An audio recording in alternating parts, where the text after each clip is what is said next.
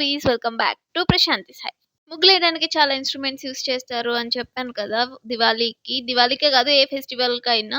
So ఇవే అన్నమాట instruments అన్ని. దియాస్ అయితే డిఫరెంట్ డిఫరెంట్ దియాస్ ఉంటాయి అండ్ దానికి చెమ్కీలు అలా కూడా ఉంటాయి. మనం ఒడి బియ్యం పెట్టేటప్పుడు ఒక ప్యాకెట్ లో దువ్వెన, అద్దం, పసుపు, గాజులు ఉంటాయి కదా. ఇక్కడ కొంచెం అప్డేటెడ్ వర్షన్ లో stickers, rubber band and black bits chain, dry fruits కూడా ఉంటాయి.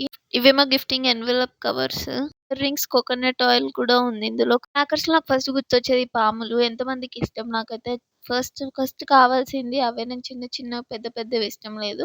అండ్ మేమైతే వెళ్ళి సుర్సురు కావాలి అని అడిగాము. ఎందుకంటే మా దాంట్లో తెలంగాణ వాళ్ళు సుర్సురి అంటారంట వాటిని.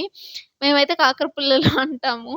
అయితే షాపోడినెళ్ళి ఏం అడగాలో అర్థం కాలే. సుర్సురి అంటే సుర్సురి ఇక్కడే ఉన్నాయి కదా అని అడిగాడు.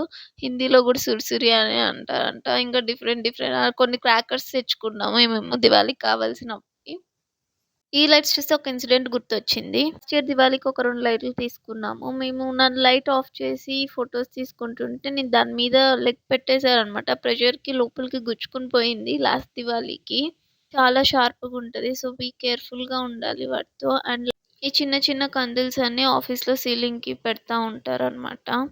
ప్రతి హౌస్‌లో కండిల్ కంపల్సరీ ఉంటది. అండ్ ఇదొక కిట్ మొత్తం ఏదేది కావాలో అన్నీ ముగ్గు వేయడానికి.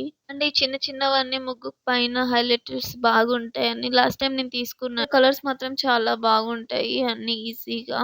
నాకు బ్లాక్ దారం కావాలని తీసుకున్నాను. వీళ్ళెందుకు యూజ్ చేస్తారో స్పెసిఫిక్‌గా తెలీదు. రెడ్ కలర్ కూడా ఉంది. And thanks for watching.